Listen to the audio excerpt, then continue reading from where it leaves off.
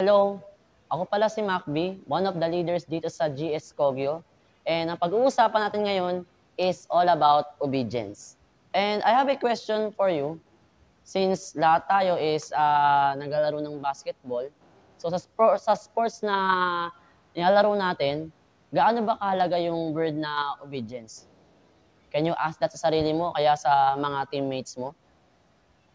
And saan kaya pwede tayong dalhin kapag hindi tayo sumusunod sa members natin o sa mga team members natin or mga players na kasama natin?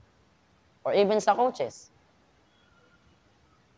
So maybe right now, naiisip mo ngayon na napaka-importante ng pagsunod, or in other words nga, ay obedience. And yung magkaroon ng obedient attitude that can lead na maging successful yung grupo, or maybe manalo kayo ngayong cup na ito. Yung obedient attitude na meron tayo can lead us to success. And you know what? May nangyari din in the Bible na wherein yung time na tinatawag ng Panginoon yung mga disciples, okay, wherein dalawa sa kanila is namamangka and nangingisda, and wala silang mahuli that night, and they tried their best na makapangisda or mag-take home ng something to eat, pero wala silang nahuli. But then again, dumating yung Panginoong Jesus, and sinabi ng Lord, napakasimple lang, sabi sa Lucas 5:5, if we will open our Bibles, okay, sinabihan ng Lord yung mga disciples niya na ihulog ulit yung lambat nila. And in their minds, sa isip nila siguro, parang nagawa na namin to kanina, gagawin pa namin ulit. Pero take a look at this, ito yung naging action ng mga disipulo. In Lucas 5:6, the following verse, ganoon nga ang ginawa nila at nakahuli sila ng maraming isda. Kaya't halos mapunit ang kanilang mga lambat.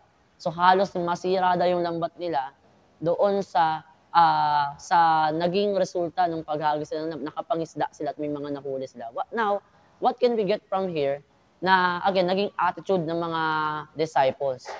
Of course, makikita natin dito yung pinakauna sa lahat, yung obedience.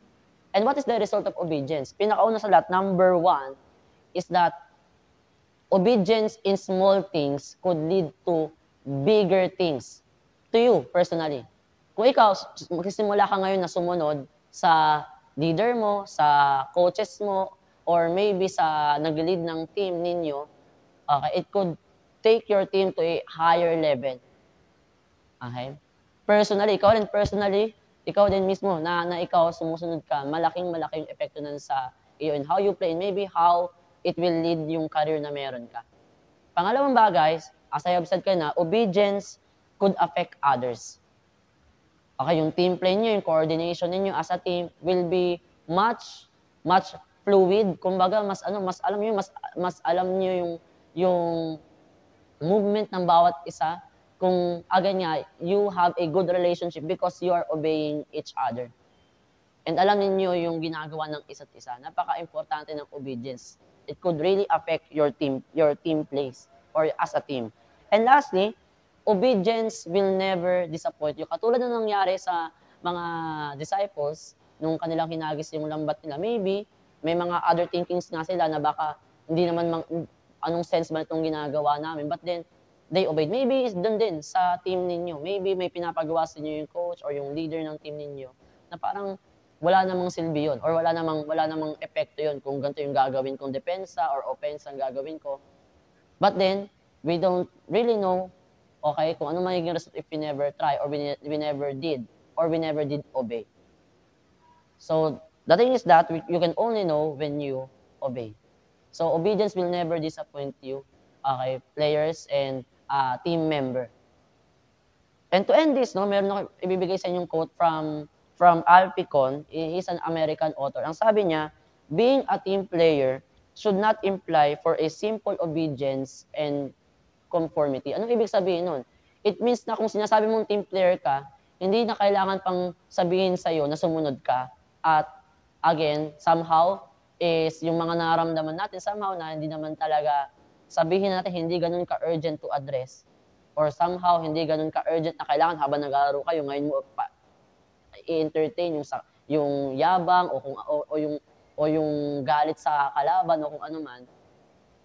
You need to confirm those things and obey.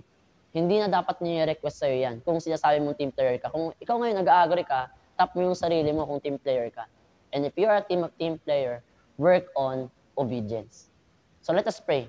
Heavenly God, Father, we praise your name. Salamat, Lord, sa pagkakataon, Lord, na marinig, Lord, yung salita mo tungkol sa obedience. And Lord, we pray na turuan mo kami mag-obey, Panginoon, sa mga taong ginagamit mo para mas matrain kami at mas malid kami in our own careers. If you are calling us to be a basketball player o kung ano man, Lord, na tawag mo sa amin. Maraming salamat, Lord, and may you guide these players, Lord, towards knowing you even more. In Christ we pray, amen and amen. God bless you all.